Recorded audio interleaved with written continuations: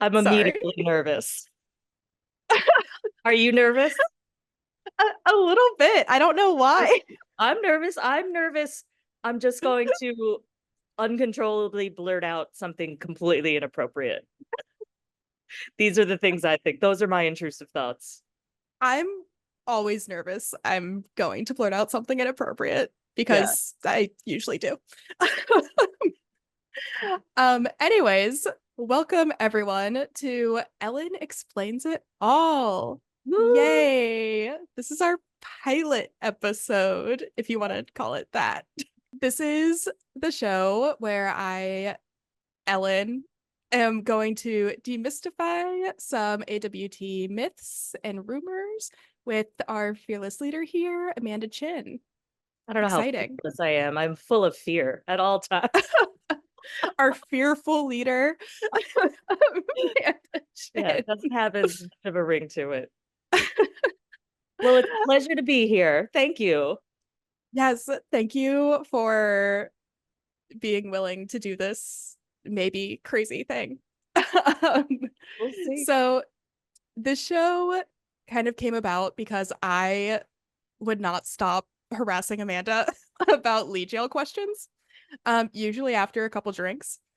Um, and we kind of got together and said, I bet a lot of other people have similar questions, and are maybe a bit nervous to ask. Amanda's very scary, as you can see.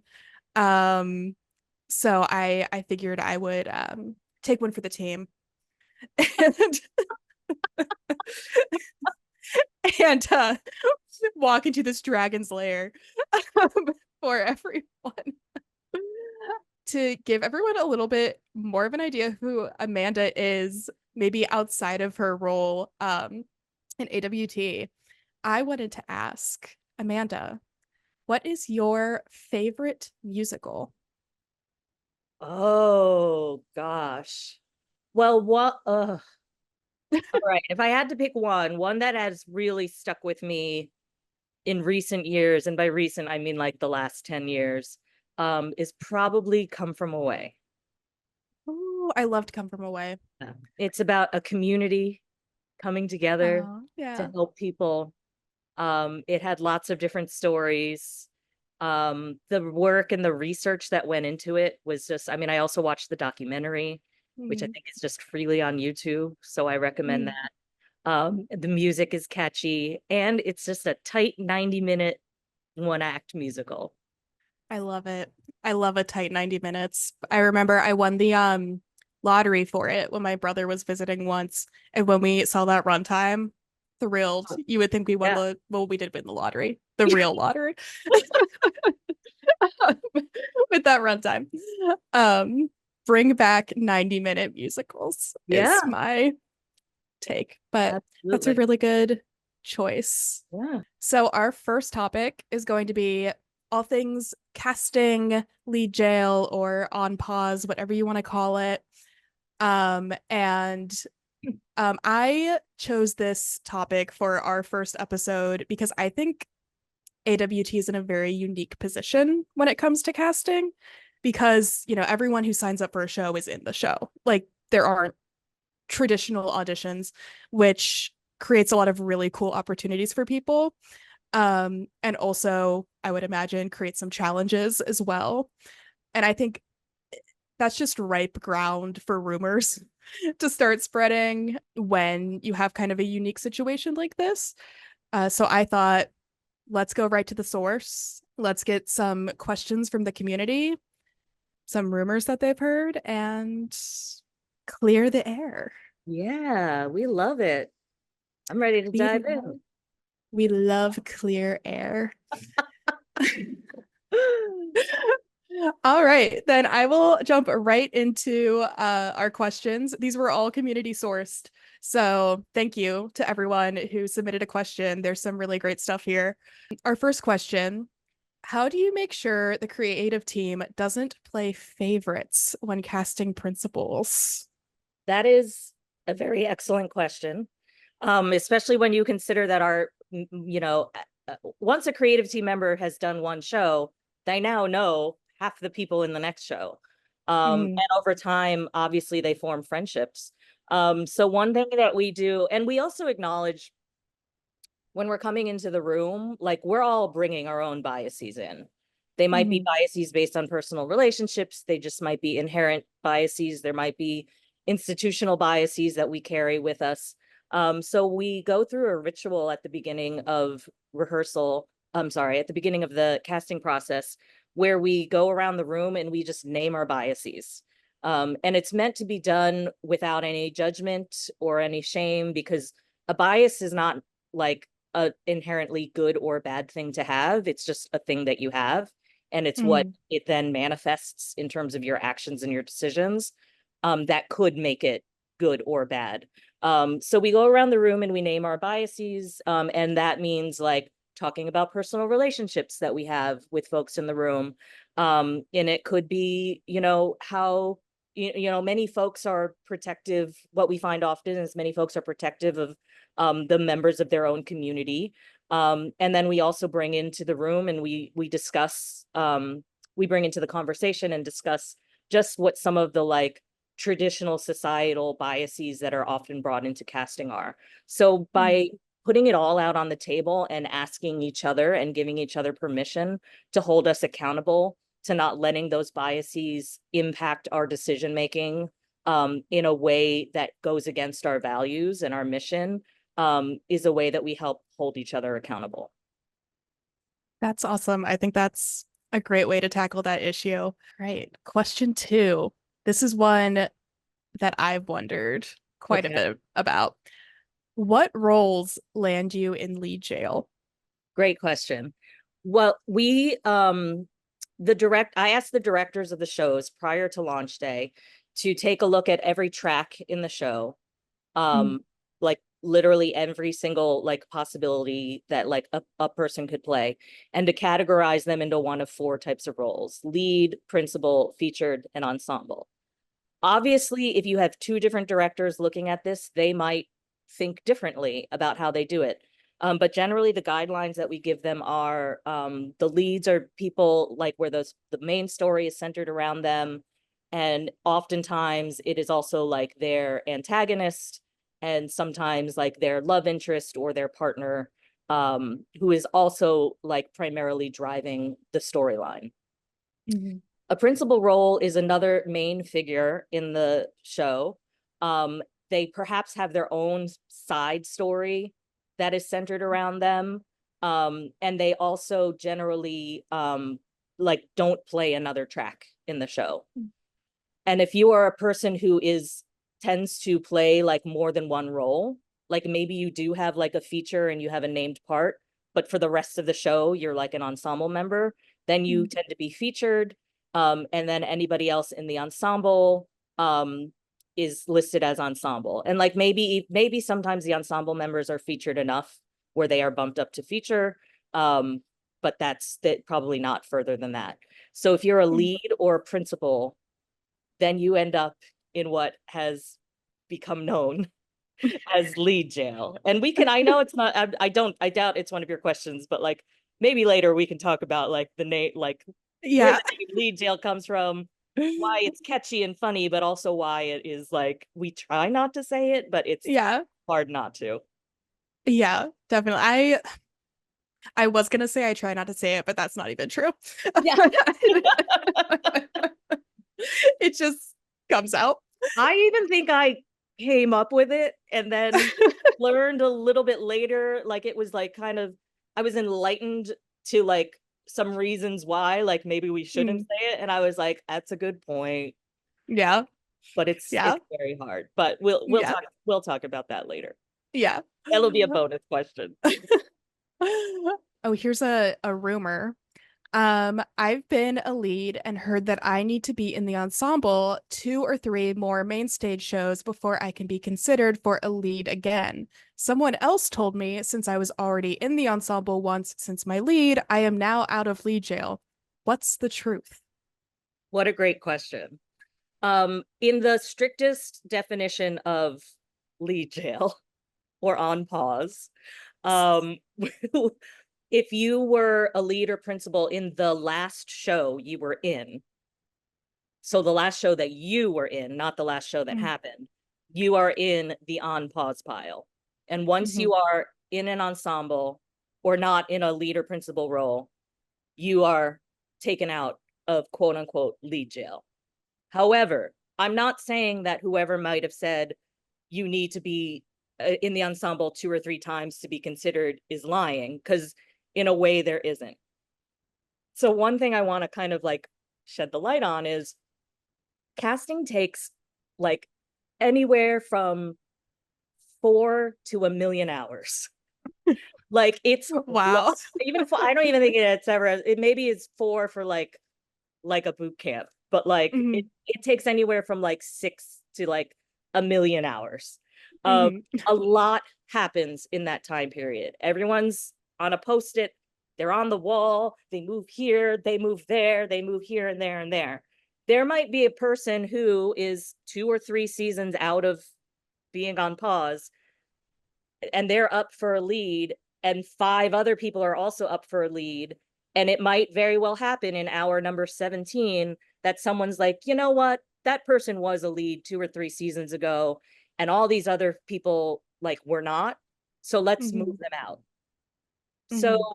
in that sense, whatever that person said is kind of true, but Mhm. it's only because of the specific circumstances and context of that actual decision, um, for that period of time. Mhm. Does that make sense? Yeah, I think that makes total sense. So like on paper, the like law of the land is one show in the ensemble, but in practice, it may turn out otherwise, is basically the gist. Yeah, and because you have to consider, like, yeah, on paper, this is what it means for Right. you, but there's still 80 other people. And Right. there's 80 other people who are, many of them are not only 2 or 3 seasons out of lead jail or being on pause. So sometimes when it comes down to it and you're being compared to someone who's literally never been a lead, Hmm. yeah, we Yeah. might take that into consideration. Yeah, totally. I think that makes perfect sense. Moving kind of a different direction and relevant to our fall season, which we're doing the prom. Exciting. Moving forward, will our personal identities be a factor in casting decisions, or are we only doing that for the prom? That is a show by show case base, Mm. like case. What is the word? Case by case, show by show, Case by case case by case, I basis. think. Yeah. Yeah. We'll edit that in post. We'll edit that in post. Yeah, we'll edit that. It's literally gonna be no editing. Who has time? It depends on the show. So for Mm, and it isn't, it also isn't the first time we've done this. So if a role in a show like absolutely like requires a specific identity to drive the story forward. mhm, And so I'm not talking about like one line of dialogue where it is mentioned like someone's from Schenectady. Like mhm, like it really is a part of their identity and a central part of the storytelling. We will do our best, or it is our wish to honor that that mhm, story, and have somebody who can authentically portray that story, portray that identity, embody that role. So we will look at the show and we'll consider all the parts. And there will be shows where like literally anybody can play anything, and there will be shows where if we really want to respect this storyline, we feel like we want to have that part portrayed by a specific identity. mhm. Yeah. Totally. That makes total sense. Oh, this is another rumor that I have heard quite a bit. Like my first show, I started hearing this rumor.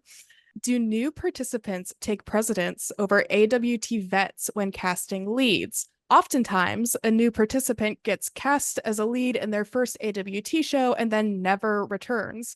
Has there ever been any discussion about casting participants in leads only after they've completed one full AWT musical or play? Okay. So the question is it ever discussed like only return like new people should be put in the ensemble? Yeah, I think I think what they're asking and what I have heard whispered around is that new participants are more likely to get leads. Um, Got it. and oftentimes a new person will get a lead and then never come back. Okay. Um, and then I think like the sub question is have has it ever been discussed like the possibility of only giving new participants leads after they've completed a full main stage show? Okay. So three things. Yeah. Um, First, no, new people are not favored for leads. Hmm. What we do is we look at the representation of the entire cast of 80 people, Hmm. and we try to not over represent any one kind of group in the leads and principal roles. So that's gender, ethnicity, new versus returning, age, um, so that our group of leads, and it usually ends up being like anywhere from 4 to 8 people in the leads and Hmm. principals. So we're also talking about like statistically insignificant numbers. Yeah. But we have the data to say like 33% of the cast are new, but we have 60% in leads. We need to change that. So we Hmm. actively do try to avoid that. Um, and I think if you look at I hate thinking about like representation and diversity in terms of like numbers and statistics. Right. It's not what drives it. What drives it is like the values, but like the data does exist to help us do the thing that we want to do. Um, Hmm. so like that's kind of like my mixed feelings about using spreadsheets to do like equity, you know? Yeah. Um, so one, no, like the answer is no, we don't Hmm. overrepresent new people. I think there's like a hyper focus on like leads, on like who's getting the leads. So sometimes I think there's a bit of a confirmation bias that happens that causes people to think that they're overrepresented. The second thing was, oh, the quitting. Many new people end up in the ensemble and also quit. Yeah. So I don't think that there's any like like reason why, like if anything, like why would a person who just got a lead quit? Like they would Yeah. probably like think this is great. um if they even think that, like not everybody's necessarily in it to play the lead. So I would say there's no evidence that shows like new people are more likely to quit when they are a lead than when they are an ensemble member. um Hmm. and then the third thing was, what was the third thing? Has there ever been a discussion around not giving people leads until they've done their time, basically? Yeah, there have been active discussions. Um, One thing that we really tried, the thing that I've actually been around for like a really long time, like, but Mhm. even before I was executive director. So I was like sort of like in the background and like bared witness to like some of the decisions that were made early. So I can say that I was around for when there was discussion about should it only like leads only go to returners, but we felt that was just sort of mirroring some of the problematic practices that happen in other organizations that are Mhm. very like political and very Mhm. like there's like a hierarchy in terms of like how much time you've put in. Mhm. And like time is a privilege that not everybody has. So I think rewarding that is just sort of like perpetuating like a difference, like perpetuating like ways that people are different, and rewarding them accordingly. So the answer is yeah, there was a very active discussion, and it was decided that we very specifically and intentionally wouldn't favor folks who are returning. And it's also because we're doing the other work to like not make it a problem. Mhm. So I think as a package, we feel very intentional about the way that we split up the leads and the features between new and returning people. Mhm. Awesome. That all makes sense to me. Um, all right, our final like full question. This is an interesting one. What is the secret to being cast as a lead? What advice would you give to someone who was never cast as a lead but has a burning desire? Not because I want to be a star. I want a growth opportunity to learn from singing solo or duet, not in a chorus. Does it help to put on a costume for the character in the singing audition? Great question. A lot to unpack there. Yeah. For one thing, I would say it neither helps nor hurts you to put on a costume. And it sort of Yeah. just depends. It like sort of depends on like how well you do it and how the creative team is feeling. Like I can't speak for every Mm, director. Some directors might love it and some directors might absolutely think it's ridiculous. So I would say, show up, show that you're ready to have fun. But I would also like really frankly put in your like pre-launch day form or any opportunity you're given to like talk about what you want to get out of the process, that you want to be challenged and you want a growth opportunity. And I also invite folks who, or the person who wrote this question, or any folks who feel that way, to not consider like having a lead or principal role as the solution to that thing that you mm, want to get. Like if you want a growth opportunity, if you want to learn something about yourself, if you want to build skills, there are many ways that you can accomplish that in a production without getting a lead or a principal role. So I kind of encourage folks to not really see that, like not be what I call like in the solution domain. Like tell the team like what you want to get out of it and they will help craft the solution for you. mhm. That's awesome. That I makes kind of, Yeah. yeah, I kind of have my own, not to like step on your toes or anything, my own sort of recommendation, like when it comes to practicing like solo singing and things like that, do a sing out. Like, I think, at least for me, the sing outs have definitely helped with that growth. Yeah. Um, and I think that is a really great place to hone those skills and gain that confidence personally. 10 Running minutes. out of time. Oh, okay. Well, good. We're at the rapid fire portion. So we will go rapid. These are some yes or no questions that we Okay. received.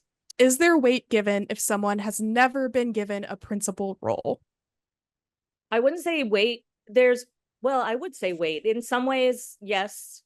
In two ways, yes. And in like, all right, there's two answers. One is yes, and the other is yes. Okay. The first way that the answer is yes is we do calculate. It's so funny, like not a single question used the word. Wait, these are yes or no questions. They're supposed to be, but keep going. So the answer is yes and yes. And I want to explain the yeses. Yeah. Um, we do calculate a score based on like your history. So Mm, like if you've had a lot of leads, your score will be a little higher. If you've never had a lead, your score will be lower. So in that sense, yeah, your score will be pretty low and therefore like an alarm will go off. Um, mhm, but the other way is we actually started about 2 seasons ago just creating a list of people who have been in 3 or more book shows and have never had a lead or principal role. And we mm, just name them and we say, these are 7 people who like have never had a lead or principal. Some of them never want it. So there's that. But mhm. we pay extra attention to those folks to see if there's an opportunity for them in Mhm. this show. Great. Yeah. Awesome. I'm going to Okay. stick to yes or no now. So I might break my own rule here. So this is the question that actually sparked this whole show concept.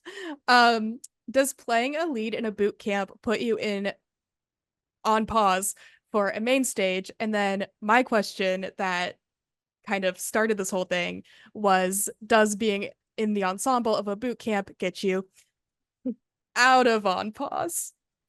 Yes and yes. Okay, great. All right, last one. Do those who can't pay the full show tuition automatically lose out on bigger parts? Are creatives made aware of how much each cast member paid? Absolutely not. And absolutely not. All of that information is hidden from Beautiful. yes and no, yes and no, no, no. Beautiful. Okay, well, that does it for all of our community source questions. To close us out, we thought it would be a fun idea if Amanda did some AWT myth busting and just busted some crazy myth or rumor that she has heard in the community. So Have at it. The myth I want to bust is that I get mad. I hear so often that people are like afraid to ask something or like afraid I might find out about something because I'll get mad. And whenever I hear that, I laugh because I don't get mad. I think I'm glad we're doing this because I can imagine that some folks had many of these questions for themselves and are afraid to ask Mhm. because they're afraid of being judged or they're afraid of how I might react. But really, I welcome these questions. Um, I welcome any honest conversation.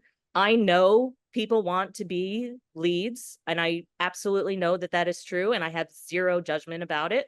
I think that's great. And I think what it is just people are limiting themselves to thinking like that's the only way to find happiness.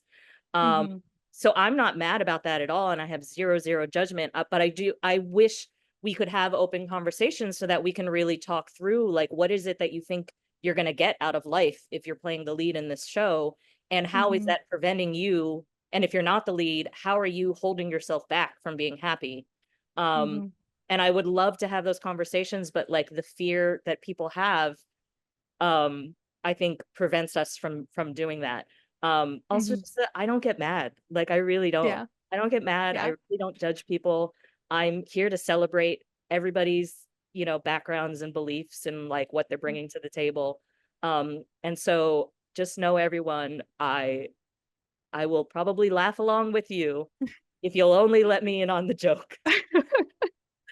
Yes. I was joking earlier when I said Amanda is scary. In Well, when case you that said wasn't that, I clear. was like, ooh, it's almost like what a perfect full circle this is gonna be. Yeah. Look at that. Wow, we're so good at this. Yeah, we're professional. Um, all right. Well, that's all I have for us.